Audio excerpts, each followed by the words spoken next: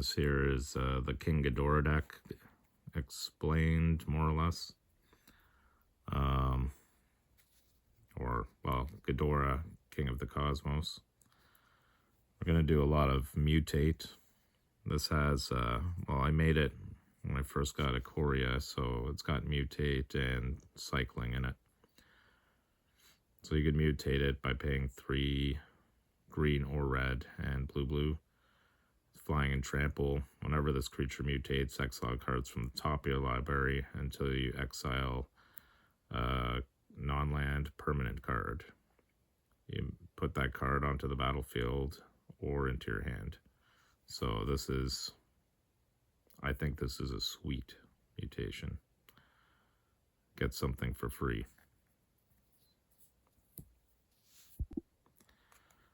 So the Mutate cards, I just stuffed in all the Mutate cards that I had and tried to theme them to Godzilla stuff if I had the Godzilla versions of it. They all have their own abilities and whatnot. So we got Anguirus. Whenever it mutates, destroy target artifact or enchantment. So we get some removal. Dreamtail Heron. Whenever this creature mutates, draw a card.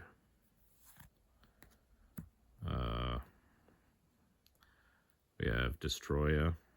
Whenever this creature mutates, create a red artifact token named Feather.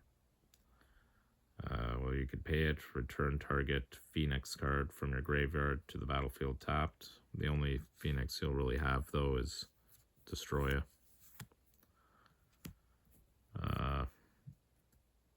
Archipelagor. So whenever this creature mutates, tap up to X target creatures. X is the amount of times this creature has mutated. Those creatures don't untap during their controller's next untap step.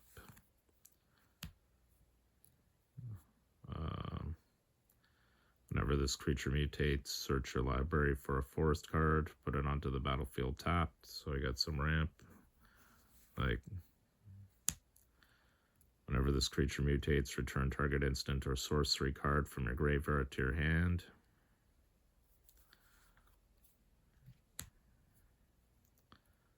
Whenever this creature mutates, create a 3/3 green beast creature token.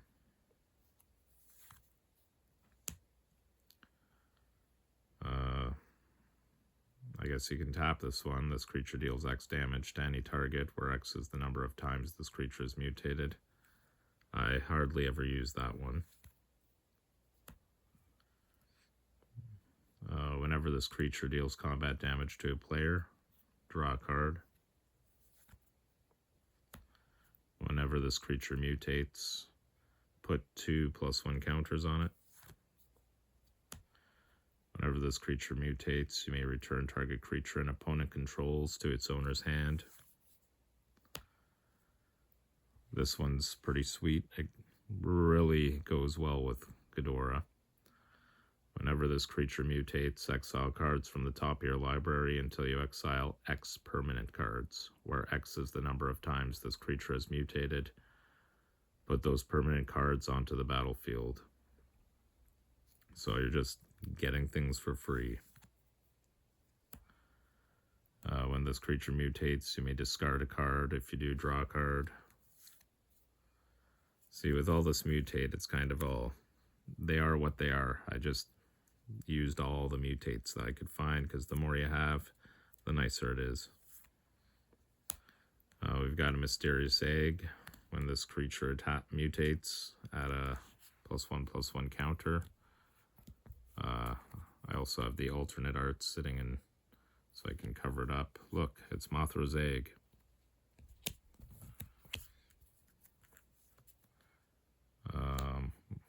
We've got Essence Symbiote. Whenever a creature you control mutates, put a +1 counter on that creature and you gain 2 life. And we got Baby Godzilla. Each creature spell you cast costs 1 less to cast if it has mutate. So a little bit of support there. Whenever you cast a creature spell, if it has mutate, draw a card and discard a card. So for the second part of the deck, we have Cycling. A lot of cycling was in the Ikoria block, so I tried to stuff in what I could as well. So I had part Mutate from what I could get and part cycling. We have Reconnaissance Mission. Whenever a creature you control deals combat damage to player, you may draw a card. All these cards will have cycling on it, so it's your choice whether to cast them or to utilize them for their cycling. We have Unpredictable Cyclone. So if a cycling ability of another non-land card would cause you to draw a card, instead exile cards from the top of your library until you exile a card that shares a card type with the cycled card. You may cast that card without paying its mana cost. Put the exiled cards that weren't cast this way to the bottom of your library in a random order. Cycling 2. Ominous Seas. Whenever you draw a card, put a Foreshadow counter on Ominous Seas. Remove 8 Foreshadow counters from Ominous Seas. Create an 8/8 blue Kraken. It's got cycling 2. We've got Godzilla. It's got trample, cycling 1 and a green. If you do cycle him, you get to put a trample counter on target creature, but come on. Wouldn't you rather bring out Godzilla? Unless you had another Godzilla to bring out. So this Godzilla has trample and haste, cycling 1 in red. Whenever you cycle, I guess the name of the real card is Ghidorah. Shuffle it into your library from your graveyard. If you've cycled a card named Ghidorah Wandering Monster 4 more times this game, put it onto the battlefield from your graveyard instead. It's an 8/8. Got Go for Blood. Target creature control fights target creature you don't, or you can cycle it for 1. A Greater Sandworm. Costs a whopping 7, but can't be blocked by creatures with power 2 or less, or you can cycle it for 2. We got the Rooting Moloch. When it enters the battlefield, exile target card with the cycling ability from your graveyard until the end of your next turn. You may play that card, or you can cycle it for 2. You have the Curator of Mysteries. Whenever you cycle or discard another card, scry 1, but you could cycle it for a blue. Sanctuary Smasher, first strike, or it has cycling. You could pay 2 in a red. It's a little costly for a cycle, but hey. We got a little bit of ramp here, but you could cycle it for 2. Migration Path. Again, we've got some ramp, but you can cycle it for 2. You can search for up to 2 basic land cards, put them onto the battlefield tapped, or cycle. Boon of the Wishgiver. You can draw 4 cards, or, hey, cycle it. Shredded Sails. This is nice because you have options. You can either destroy target artifact, or Shredded Sails deals 4 damage to target creature with flying, or you can cycle it. Those option ones are pretty awesome. Destroy target artifact or enchantment, or you can cycle it. Neutralize. Counter target spell, or you can cycle it. Imaginary Threats. Creatures target opponent controls attack this turn if able. During that player's next attack step, creatures he or she controls don't untap, or you can cycle it. Choking Tethers. Tap up to 4 target creatures. Or you can cycle it and you can tap a target creature. So, Frostvale Ambush. Tap up to 2 target creatures. Those creatures don't untap during controller's next untap step. Once again, you can cycle it cheap for 1. This here is in support of the cycling escape protocol. Whenever you cycle a card, you may pay 1. When you do, exile target artifact or creature you control, then return it to the battlefield under its owner's control. And we've got Crystalline Resonance. Whenever you cycle a card, you may have it become a copy of another target permanent until your next turn, except it has this ability. So it's a little cycling support. So these here are some of the non-cycling and non-mutate creatures I have in the deck. We've got Mechagodzilla, because Mechagodzilla is awesome. Awesome theme. So I thought, why not? And hey, you can mutate Mechagodzilla, because he's not a human. We have the Crystalline Giant. Same type of thing. The reason why I put it in here was because it's Mechagodzilla. So, does it really add anything other than that? No, just theme. But it's only 3. And you can put counters on it, and, you know, it's fun. It's theme. We've got a Quartzwood Crasher. So it's got Trample. Whenever 1 or more creatures you control with Trample deal combat damage to a player, create an XX green dinosaur beast creature token with Trample, where X is the amount of damage those creatures dealt to that player. This can get out of hand.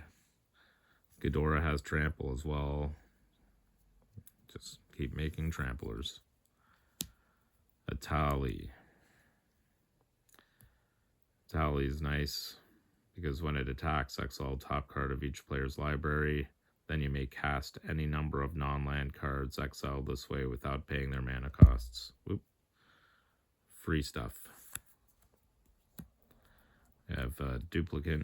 When it enters the battlefield, you may exile target non-token creature. As long as a card exiled with Duplicate is a creature card, Duplicate has the power, toughness, and creature types of the last creature card exiled with Duplicate.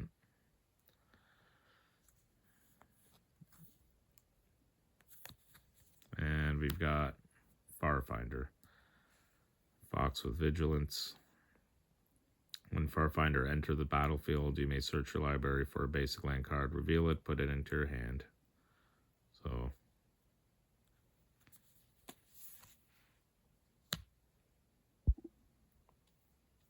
here are a few little boost type things that are put in there. Primeval Empathy. At the beginning of your upkeep, draw a card if you control a creature with the greatest power among creatures on the battlefield, or you can put a +1 counter on a creature you control. Rage Reflection. Creatures you control have double strike. Just making your things get scary. Footfall Crater. Enchant a land. You can tap it so target creature gains trample and haste till end of turn. Very flexible. Prophetic Ravings. Enchanted creature has haste, and you could tap it to discard a card and draw a card. So I'll put that on maybe a Mechagodzilla or that Fox and use it for card draw. Colossification, because when I pulled this during Ikoria, I was like, ooh, this is awesome. I get a creature that gets +20/+20. Downside is you can't use it right away because when it enters the battlefield, you tap target creature. So to help that, I put in the Nimble Claw Adapt to untap 2 other target permanents, as well as Captain of the Mists. So you could pay 1 in a blue, and then you may tap or untap target permanent. which is also good for your other stuff. I also put in a Traveler's Amulet because I always thought the Traveler's Amulet looked cool, but you can use it to sacrifice, search your library for a basic land, reveal it, put it into your hand. That way, hopefully, you don't miss those land drops. To close out the deck, we've got Genesis Ultimatum. Look at the top 5 cards of your library, put any number of permanent cards from among them onto the battlefield, and the rest into your hand. So you could potentially get up to 5 free permanents, or fill your hand up. A little pricey, but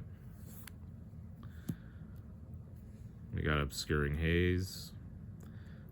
If you control your commander, you can cast the spell without paying the mana cost. Prevent all damage that will be dealt this turn by creatures your opponents control. So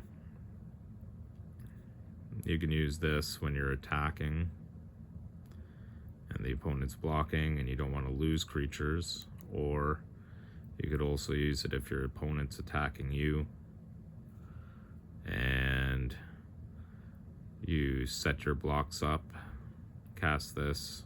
Now your opponent's creature is not doing damage, but your blockers can kill off your opponent's creatures. We've got Thwart the Enemy, prevent all damage that would be dealt this turn by creatures your opponents control. The same thing as Obscuring Haze, but unfortunately not free. I get Charge of the Forever Beast. It's an additional cost to cast this spell. Reveal a creature card from your hand. Charge of the Forever Beast deals damage to target creature or planeswalker equal to the revealed card's power. Nice little bit of removal, possibly. Survivor's Bond. Return target human creature card from your grave to your hand. Return target non-human creature card from your grave to your hand. You have more non-creatures in this deck, but there is that Captain of Mists.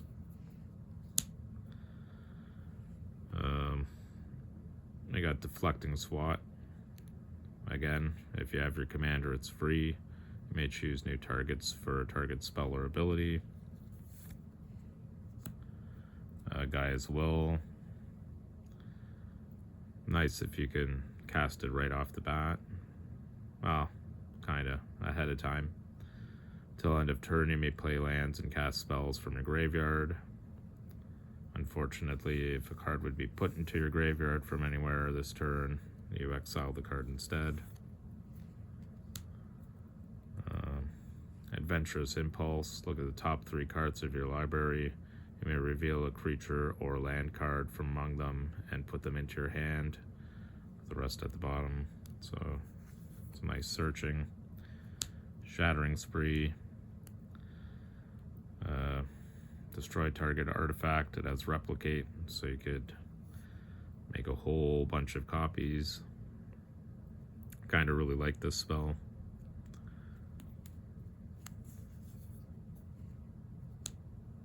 Essence Scatter, counter target spell.